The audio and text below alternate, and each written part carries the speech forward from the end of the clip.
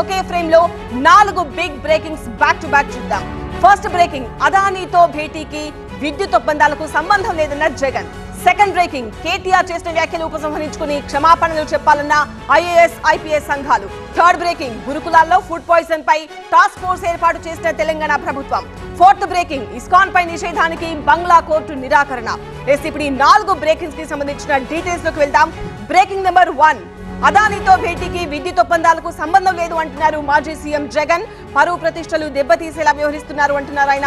తప్పుడు ఆరోపణలు చేసిన వారిపై పరువు నష్టం దావా వేస్తున్నా అంటున్నారు జగన్. సెకండ్ బ్రేకింగ్, కేటీఆర్ వ్యాఖ్యలను ఖండించింది ఐఏఎస్ అధికారుల సంఘం. సిరిసిల్ల కలెక్టర్ పై కేటీఆర్ వ్యాఖ్యలు బాధాకరం అంటున్నారు. కేటీఆర్ క్షమాపణ చెప్పాలంటూ ఐఏఎస్ సంఘం డిమాండ్ చేస్తోంది. థర్డ్ బ్రేకింగ్, తెలంగాణ ప్రభుత్వం కీలక నిర్ణయం తీసుకుంది. గురుకులాల్లో ఫుడ్ పాయిజన్ పై టాస్క్ ఫోర్స్ ఏర్పాటు చేసింది. కమిటీలో ఫుడ్ సేఫ్టీ కమిషనర్, అదనపు డైరెక్టర్, జిల్లా అధికారి ఉంటారు.